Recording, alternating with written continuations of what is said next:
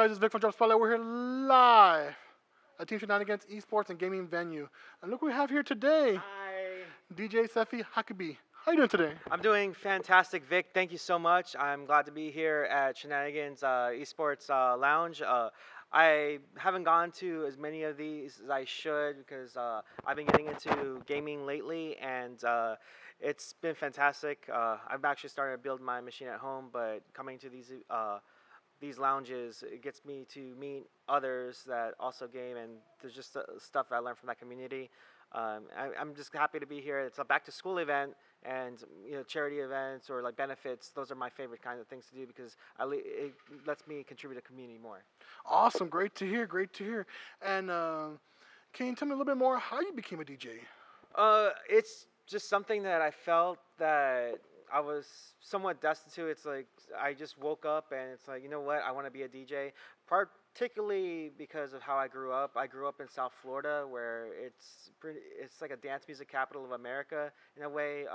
When I was in high school, there was a radio station called Party 93.1, and this was back in 2001 that it came out. And I was trying to find my place in where I was, growing up in high school. It's like I didn't know where I fit in. I knew I liked anime, but I wasn't sure how I got into music. And I was listening to at first I was listening to a lot of pop, then a lot of rock and metal, and then I heard dance music that no one really else listened to, at least in my peers. But it was big in Miami, it's big in Broward County, and I was like, you know what, this is what I want to do. And then eventually I was watching DJs like Paul Van Dyke, Marcus Schultz, Tiesto, and I wanted to do what they were doing. And when I moved to Hawaii, when I joined the Air Force,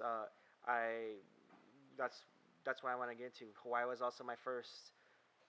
Was the first place that I went to my first anime convention in Hawaii Con 2006.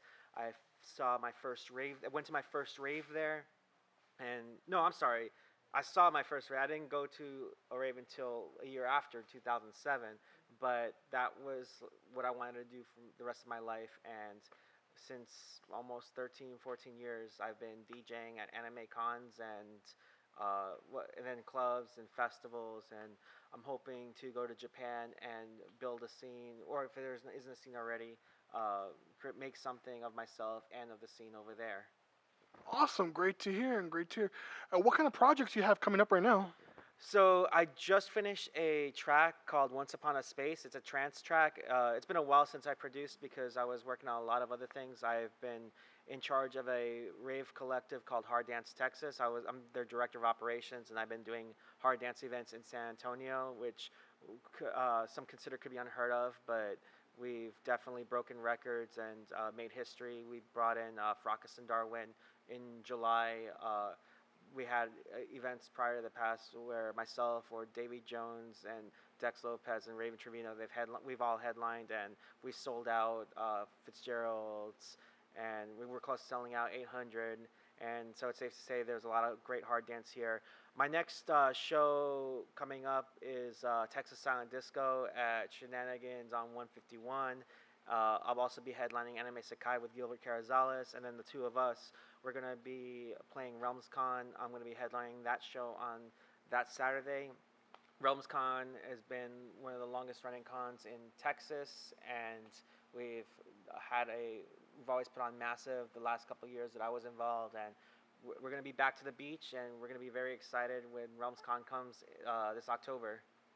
Awesome. Awesome. And where will RealmsCon be located at? Oh, I'm sorry. RealmsCon's going to be in Corpus Christi. It's always been in Corpus Christi. This time it's going to be at the Emerald Beach Hotel. In the past, it was at the Omni, and we were also at the American Bank Center for a couple years. Now we're going back to the beach, and I'm pretty excited about it because I love the beach. I've always grew up near a beach. I was near the Jersey Shore. I grew up in South Florida. I lived in Hawaii. I also lived in the Panhandle of Florida. San Antonio is like the first place that I've been completely landlocked. But if I wanted to go to the beach, it's not too far. I just drive 2.5 hours to Corpus, and it's for what it is. It's I feel very relaxed over there. The people of Corpus are super wonderful, and I love their seafood over there too. So. Delicious, delicious. So last question, where can my fans find you on social media? You can find me. Just look up Sephi Hakubi, SEPHIHAKUBI, on almost all social media. I have a Facebook page. I'm on Twitter, Instagram. I'm trying to get on Twitter and Instagram more. So feel free to hit me up. I also have a SoundCloud where I put in a couple of releases on there. Hopefully, now that I'm making more music, I'll be more active. I also have a Mixcloud where I put all of my mixes of most of the big shows that I play. I just opened for BT a couple of days ago, and I'll be putting my opening set there. Uh, and oh, I need to mention. So I did mention that I am part of Hard Dance Texas. You can find them on Facebook, facebook.com/HardDanceTexas.